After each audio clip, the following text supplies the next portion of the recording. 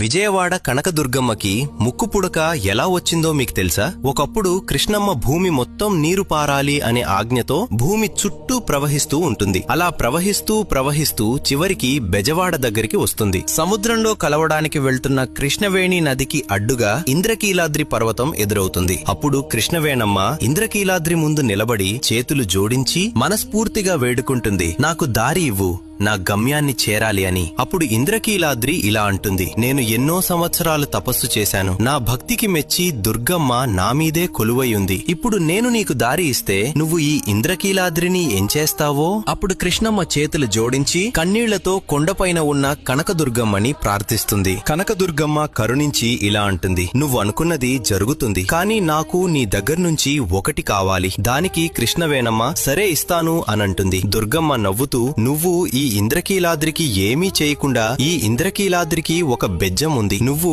ఆ బెజ్జం నుండి ప్రవహించు అని చెబుతుంది. దానికి కృష్ణవేణమ్మ అంగీకరించి నీకు నా దగ్గర నుండి ఏం కావాలి అని అడగగా దుర్గమ్మ నవ్వుతూ, నాకు నీ ముక్కు పుడక చాలా నచ్చింది, దాన్ని నాకు అరువుగా ఇస్తావా అని అడుగుతుంది. దానికి కృష్ణవేణమ్మ సరే అని ఆమె ముక్కు పుడకని తీసి దుర్గమ్మకి అరువుగా ఇస్తుంది. అలా ఇస్తూ ఇలా అంటుంది, ఈ కలియుగం అంతం అయ్యే సమయంలో నేనే కొండ మీదకి ఎగసి నా ముక్కు పుడకను తిరిగి తీసుకుంటాను అని చెప్పి ఇంద్రకీలాద్రికి ఉన్న బెజ్జం ద్వారా కృష్ణవేణమ్మ ప్రవహించి సముద్రంలో కలిసిపోతుంది. అప్పట్నుంచి ఆ బెజ్జం వాడగా పిలువబడిన ప్రదేశం ఇప్పటి బెజవాడ, విజయవాడగా మారింది. ఎప్పుడైతే కృష్ణానది నీళ్లు నిజంగా అమ్మవారి ముక్కు పుడకను తాకుతాయో అప్పుడు ఈ ప్రపంచానికి ప్రళయం వస్తుంది. అప్పుడు కలియుగం అంతమవుతుంది అని పెద్దలు నమ్ముతారు. దుర్గమ్మ అంటే మీకిష్టమా? జై దుర్గాదేవి అని కామెంట్ చేసి సబ్స్క్రైబ్ చేసుకోండి.